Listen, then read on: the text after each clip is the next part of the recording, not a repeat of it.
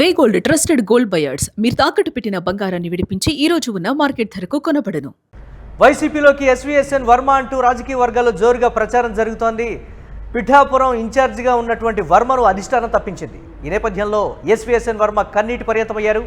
విదేశీ పర్యటనలో ఉన్నటువంటి వైసీపీ అధినేత జగన్ ఈ నెల 11న విదేశాల నుంచి జగన్మోహన్ రెడ్డి రాగానే వర్మ వైసీపీలోకి వస్తారంటూ కూడా దీనికి సంబంధించి జోరుగా ప్రచారం అయితే జరుగుతోంది.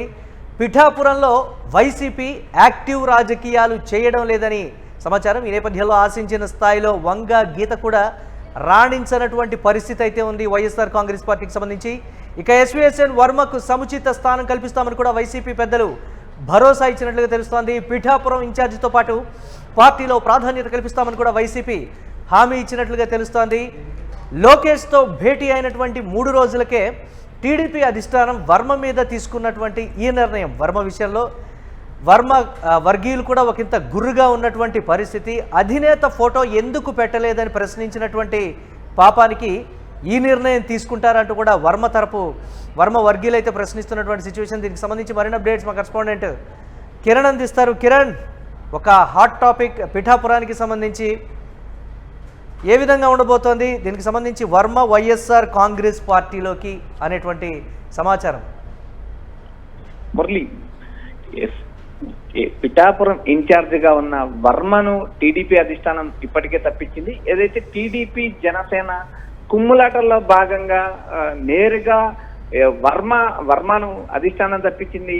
ఇప్పటికే నారా లోకేష్ తో భేటీ అయిన 3 రోజులకే ఈ వ్యవహారం నడిచింది. అయితే గతంలోనే సీఎం చంద్రబాబు నాయుడు నేరుగా పవన్ కళ్యాణ్ తో భేటీ అయ్యారు. పవన్ కళ్యాణ్ ఆరోగ్యం బాగలేక హైదరాబాద్ లో విశ్రాంతి తీసుకుంటున్న సమయంలో చంద్రబాబు నేరుగా పరామర్శించి పిఠాపురానికి సంబంధించిన అంశం పైన నేరుగా చర్చించారు. నేరుగా చర్చించిన తర్వాత వర్మకు టీడీపీ అధిష్టానం నేరుగా వార్నింగ్ ఇచ్చింది. పిఠాపురం రాజకీయాల్లో జోక్యం చేసుకోవద్దంటూ ఇండైరెక్ట్ గా సూచించిన నేపథ్యం ఉంది. అయితే ఇక్కడ ప్రధానంగా మంత్రి నారా లోకేష్ తో భేటీ అయిన తర్వాత నేరుగా 3 రోజులకే అధిష్టానం ఇన్ఛార్జ్ పదవి నుంచి తప్పించింది. అయితే వర్మ గతంలో ఏదైతే 2014లో ఆయన ఇండిపెండెంట్ ఎమ్మెల్యేగా గెలిచారు, టీడీపీ అసోసియేషన్ సభ్యుడిగా ఉన్నారు. 2019 ఎన్నికల్లో ఆయన ఓడిపోయారు. 2024 ఎన్నికల్లో పవన్ కళ్యాణ్ కు అక్కడ సీటు దక్కడం, పవన్ కళ్యాణ్ అక్కడ నుంచి భారీ మెజార్టీతో గెలవడం జరిగింది. గెలిచిన తర్వాత ఇటు టీడీపీ అటు జనసేన వర్గాల మధ్య కుమ్ములాటలు పెరిగాయి. ఈ కుమ్ములాటలు పెరగడంతో చివరికి ఎటకేలకు వర్మను అధిష్టానం తప్పించింది. వర్మను అధిష్టానం తప్పించగానే వైఎస్ఆర్సీపీకి సంబంధించిన కీలక నేతలు వర్మకు టచ్ లేకి వెళ్లారు. వైఎస్ఆర్సీపీ లేకొస్తే పిఠాపురం ఇన్ఛార్జితో పాటు నేరుగా పార్టీలో సముచిత స్థానం కల్పిస్తాం. ఎందుకంటే అక్కడ వైఎస్ఆర్సీపీకి సంబంధించిన నేతలు యాక్టివ్ గా రాజకీయాలు చేయకపోవడం, గతంలో ఏదైతే అక్కడ నుంచి వంగా గీత ఇన్ఛార్జిగా ఉన్నారు, గత ఎన్నికల్లో పవన్ కళ్యాణ్ పై ఓడిపోయిన తర్వాత తమ ఆశించిన స్థాయిలో రాజకీయాలు చేయలేని పరిస్థితి ఉంది. అలాంటి నేపథ్యంలో వైసీపీ అక్కడ పార్టీని యాక్టివ్ చేసుకోవడానికి, మరో విధంగా పవన్ కళ్యాణ్ ను ఎదుర్కోవడానికి కూడా వర్మ సమర్థులంటూ ఇప్పటికే వైఎస్ఆర్సీపీ భావించిన నేపథ్యంలో భాగంగా నేరుగా వైఎస్ఆర్సీపీకి సంబంధించిన పెద్దలు టచ్లోకి వెళ్లాలని ప్రచారం వినిపిస్తుంది. వైసీపీ అధినేత జగన్మోహన్ రెడ్డి ఈ నెల 11న ఇతర దేశాల నుంచి రానున్నారు. జగన్ వచ్చిన తర్వాత వీటిపైన ఓ క్లారిటీ వచ్చే అవకాశాలు ఉన్నాయి. ఎందుకంటే నేరుగా జగన్మోహన్ రెడ్డితోనే వర్మ భేటీ అవుతారంటూ ఒక రాజకీయంగా ప్రచారం ఊపందుకుంది. ఇక్కడ ప్రతిపక్ష వైఎస్ఆర్సీపీ కూడా నేరుగా ఎక్కడైతే టీడీపీ జనసేన బీజేపీ ఈ నేతలు ఎవరైతే అసంతృప్తిలో ఉన్నారో ఆ అసంతృప్తి ఉన్న నేతలతో నేరుగా భేటీ అవుతున్నారు.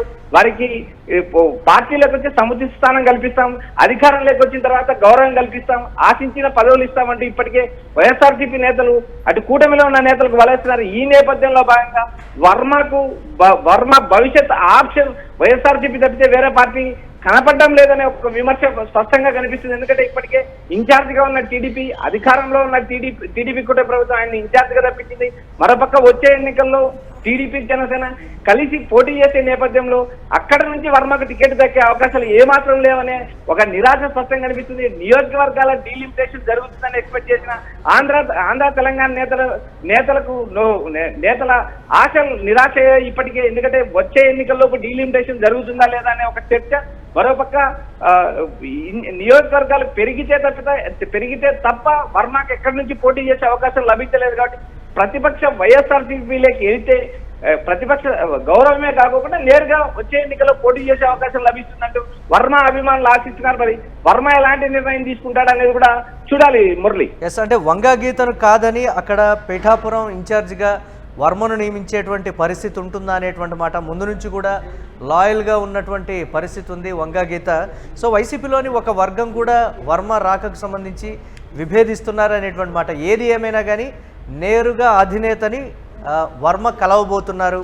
కీలకమైనటువంటి హామీ ఇచ్చారు కాబట్టి 11 తర్వాత ఏ క్షణమైనా చేరిక ఉండబోతోంది అనేటువంటి మాట కూడా పిఠాపురంలో వినిపిస్తుంది. ఈ కోణాలను ఎలా చూడాలంటారు కిరణ్? మురళి, ఇక్కడ ఎంపీ కాకినాడ ఎంపీగా పనిచేసిన వంగా గీత 2009 ఎన్నికల్లో ప్రజారాజ్యం నుంచి గెలిచారు.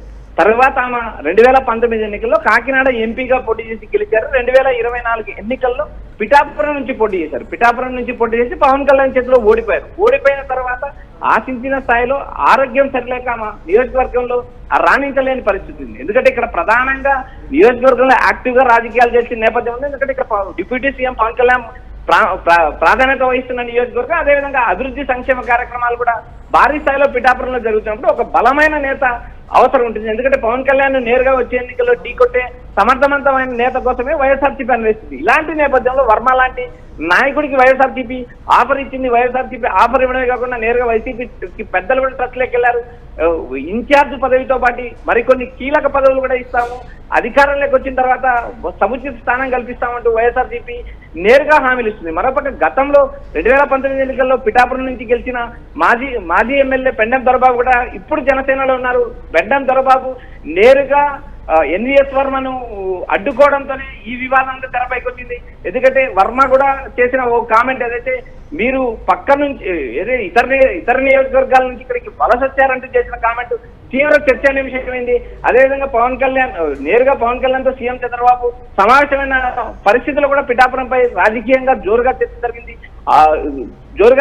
ఈ చర్చల్లో భాగంగానే నారా లోకేష్ ను కలిసిన తర్వాత పిఠాపురం ఇన్ఛార్జ్ గా నేరుగా తొలగించడం జరిగితే రాబోయే రోజుల్లో వర్మ టీడీపీలో కొనసాగుతారా, లేక జగన్ ఇచ్చిన లేదా వైసీపీ పెద్దలు ఇచ్చిన ఆఫర్ తో వైఎస్ఆర్సీపీకి వెళ్తారనే జోరుగా నడిచి, మరోపక్క వర్మ అభిమానులు టీడీపీలో ఉన్నప్పటికీ న్యాయం జరగదు, ఖచ్చితంగా పార్టీ మారాలంటూ వర్మాభిమానులు ఒత్తిడి చేస్తున్నారు.